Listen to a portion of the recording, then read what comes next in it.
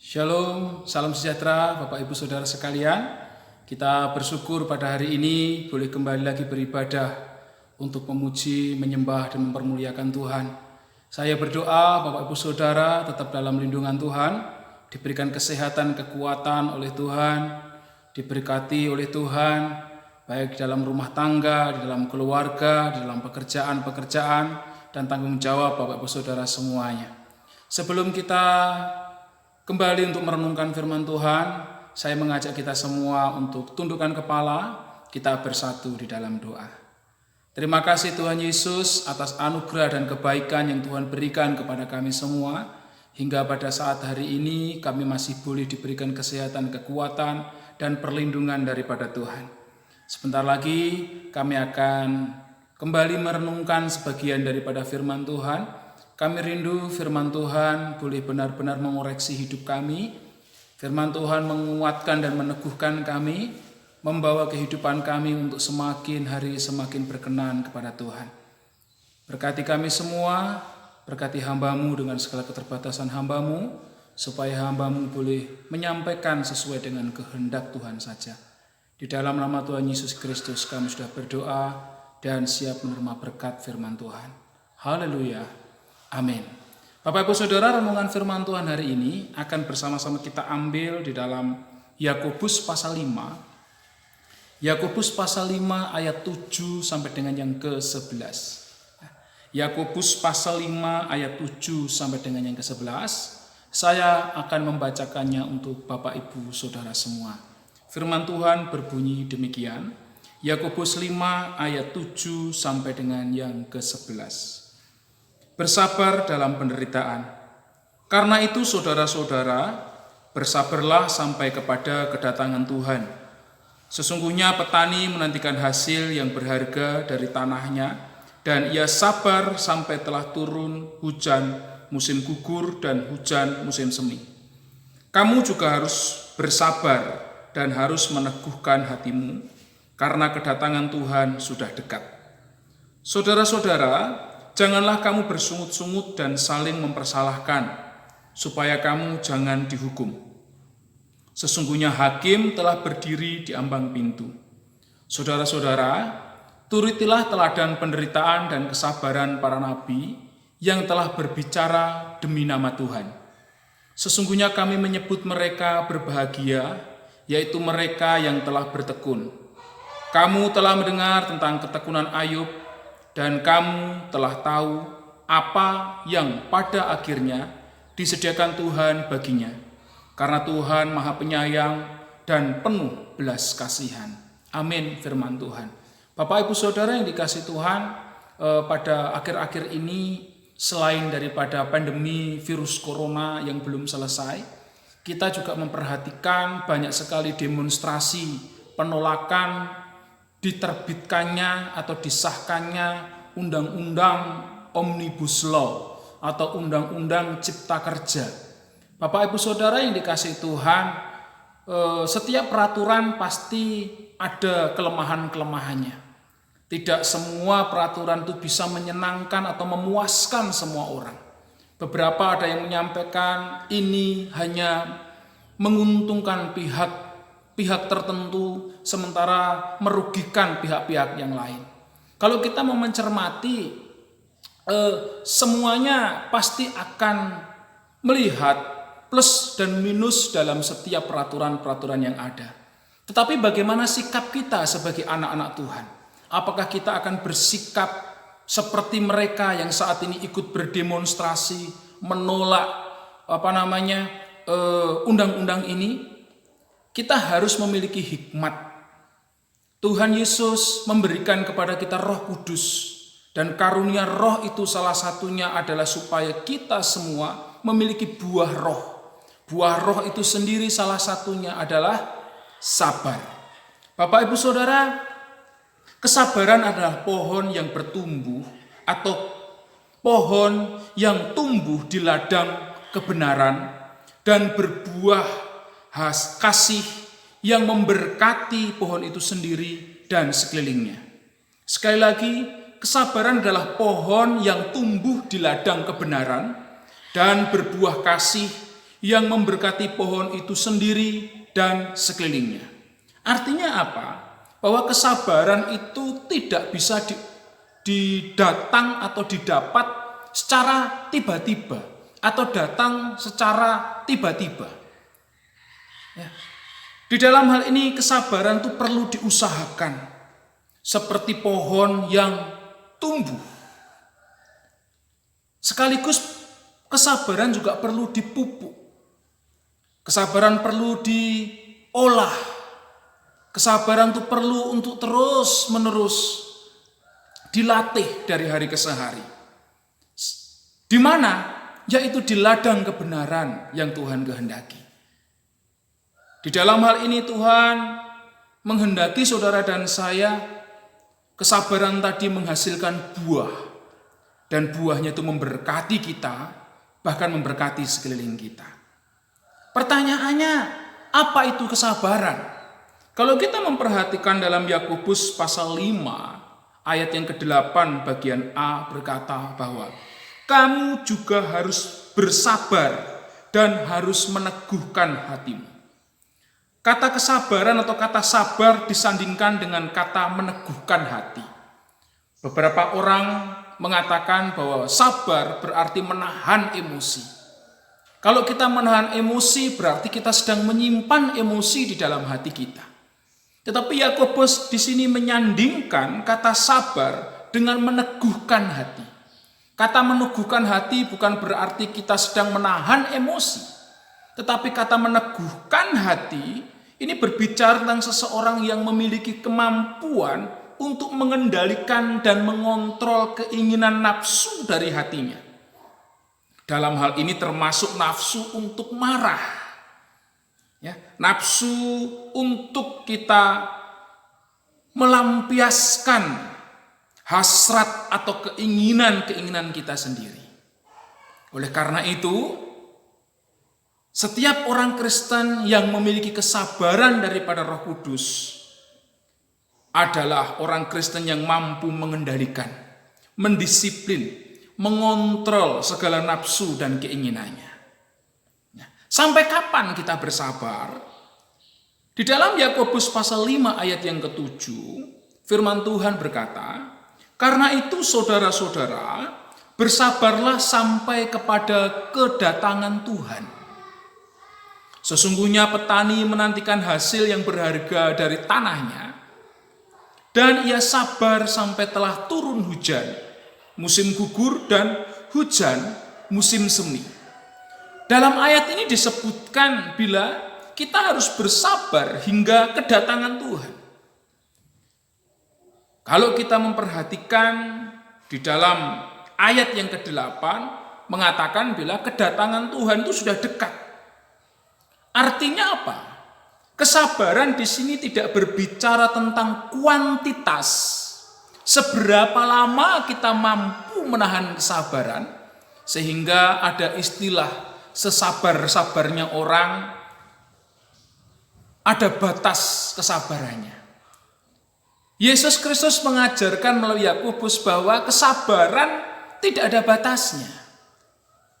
Karena sabar di sini tidak berbicara kuantitas, tetapi kesabaran di sini berbicara tentang kualitas, yaitu seberapa mampu kita menahan hawa nafsu dan keinginan serta keteguhan hati kita untuk tetap hidup di jalan Tuhan, hidup di bawah kehendak Tuhan, hidup menuruti setiap firman Tuhan.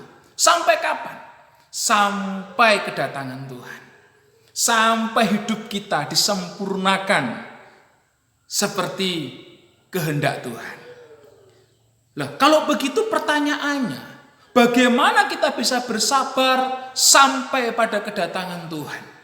Ya, dalam Yakobus pasal 5 ayat 9 sampai 10, firman Tuhan katakan tadi Bapak Ibu Saudara, "Saudara-saudaraku atau saudara-saudara, janganlah kamu bersungut-sungut dan saling mempersalahkan, supaya kamu jangan dihukum.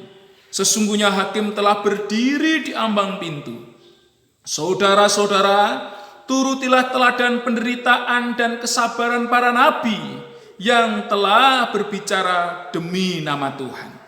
Dari ayat 8 sampai 10 ini Bapak Ibu Saudara, kita melihat tentang solusi bagaimana kita bersabar. Antara lain yang pertama, jangan bersungut-sungut.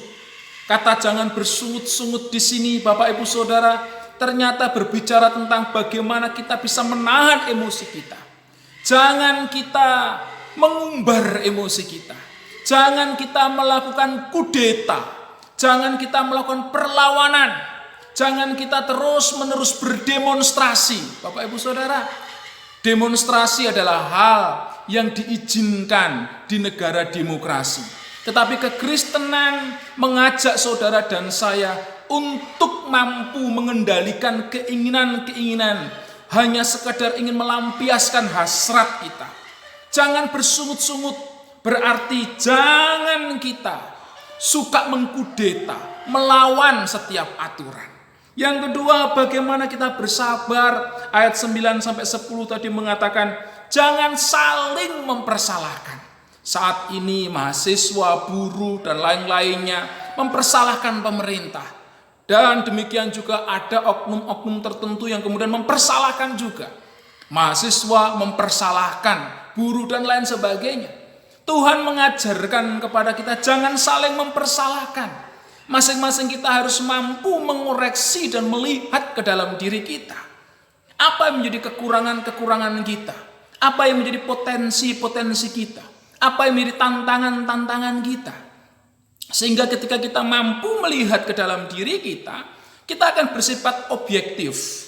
Sehingga kita bisa menemukan solusi atau jalan keluar di tengah segala macam kesulitan-kesulitan tadi. Namun berbeda bila kita tidak memiliki kesabaran. Kita akan menjadi orang yang lebih mengedepankan emosi kita untuk kita luapkan, untuk kita tumpahkan dimanapun kita berada. Sehingga kita tidak bisa mampu memiliki pikiran yang jernih, merancang sesuatu yang lebih baik ke depan. Selanjutnya bagaimana kita bersabar? Di dalam ayat 9 sampai 10 tadi firman Tuhan katakan, yaitu dengan kita meneladani penderitaan dan kesabaran para nabi. Kalau kita memperhatikan banyak nabi-nabi Tuhan yang menghadapi penderitaan, mereka dituntut memiliki tingkat kesabaran atau kualitas kesabaran yang bisa dipertanggungjawabkan, Bapak Ibu Saudara yang dikasihi Tuhan. Kalau kita memperhatikan banyak sekali tokoh-tokoh Alkitab, para nabi yang mengalami situasi-situasi yang sulit, tetapi mereka memberikan contoh kepada kita. Mereka mampu bersabar hingga pada hari kedatangan Tuhan. Entah pada hari waktu dia mati berjumpa dengan Tuhan, ya, dan pada hari di mana Tuhan menunjukkan di mana letak kemenangan di atas kesabaran itu. Bapak Ibu Saudara yang dikasihi Tuhan, mari kita meneladani penderitaan dan kesabaran para nabi supaya kita semakin terlatih untuk kita bersabar. Nah, apakah buah dari bersabar? Dalam ayat yang ke-11 tadi Bapak Ibu Saudara kita memperhatikan, sesungguhnya kami menyebut mereka berbahagia, yaitu mereka yang telah bertekun. Kamu telah mendengar tentang ketekunan Ayub, dan kamu telah tahu apa yang pada akhirnya disediakan Tuhan baginya. Karena Tuhan Maha Penyayang dan penuh belas kasihan. Dari ayat ini kita bisa melihat orang yang bersabar akan memperoleh buahnya. Buah apa itu? Yang pertama, kebahagiaan. Ya. Kekayaan tidak bisa menjamin kebahagiaan. Tetapi kalau saudara sabar, sekalipun mungkin dunia mengatakan kita tidak kaya, tetapi saudara mendapatkan kebahagiaan itu. Kata kebahagia di sini atau berbahagia di sini makarios, yang berarti diberkati Tuhan. Orang yang bersabar itu tidak jauh dari berkat Tuhan. Tidak jauh dari berkat Tuhan. Saudara sabar dalam pekerjaan saudara, tidak jauh dari berkat Tuhan. Saudara sabar di dalam keluarga saudara, saudara tidak jauh dari berkat Tuhan. Saudara sabar dalam pelayanan saudara, saudara tidak jauh daripada berkat Tuhan. Karena kenapa? Di dalam ayat yang ke-11 tadi, orang yang sabar akan menjadi kekasih Tuhan. Wah, ini menarik Bapak Ibu Saudara. Kalau kita menjadi kekasih Tuhan, Tuhan akan memberikan apa yang Dia miliki kepada kita, kekasihnya. Karena itu, di tengah keadaan yang sulit ini, mari kita terus bersabar. Di tengah pandemi seperti sekarang ini, ditambah dengan kondisi politik yang saat ini kita hadapi, serta banyaknya demonstrasi tentang penolakan undang-undang Cipta Kerja atau Omnibus Law ini, kita harus bersabar. Dengan jalan kita mendisiplin, mengontrol, mengendalikan, dan menguatkan hati kita untuk tetap berada di jalan firman Tuhan. Yang kedua, kita meningkatkan kualitas kesabaran kita dengan tetap memandang kepada Tuhan sampai kedatangan Tuhan kedua kali. Yang ketiga, mari kita bersama-sama meneladani sikap hidup para nabi dalam hal menghadapi pencobaan dan persoalan hidup ini, yaitu dengan bersabar. Yang terakhir, yang keempat, terus menjadi berkat bagi diri sendiri dan sesama dimanapun kita berada. Tuhan Yesus memberkati kita sekalian. Amin. Demikian renungan firman Tuhan. Pada saat hari ini kita mau tundukkan kepala kita berdoa. Berkati umatmu, berkati jemaatmu dengan kesabaran daripada Tuhan. Roh Kudus-Mu memampukan kami semua untuk hidup sabar. Roh Kudus-Mu memampukan kami semua untuk kami boleh mengendalikan diri kami. Kami boleh hidup sesuai dengan firman-Mu. Kami boleh hidup menjadi pelaku firman-Mu. Berkati pekerjaan umat-Mu, berkati rumah tangga umat-Mu, berkati setiap apapun yang menjadi pergumulan umat-Mu. Di dalam nama Tuhan Yesus Kristus, biarlah berkat karunia Allah, kesabaran daripada Tuhan, nyata atas umat-Mu. Ini doa kami Tuhan. Kami yakin percaya Engkau mendengar setiap seruan kami. Berkati perusahaan di mana kami bekerja. Berkati setiap pergumulan kami. Berkati orang-orang yang mengasihi kami maupun yang membenci kami. Berkati para pemimpin bangsa kami, baik yang di eksekutif, legislatif, yudikatif, TNI, Polri, ASN, semuanya Tuhan berkati. Dari tingkat tertinggi sampai terendah sekalipun, dari tingkat pusat sampai ke daerah-daerah sekalipun, Tuhan berkati dengan hikmat kebijaksanaan daripada Tuhan. Dengan keadilan dan kebenaran daripada Tuhan. Ini doa kami semua Tuhan. Di dalam nama Tuhan Yesus Kristus kami sudah berdoa. Amin. Tuhan Yesus memberkati Bapak Ibu Saudara semuanya. Amin.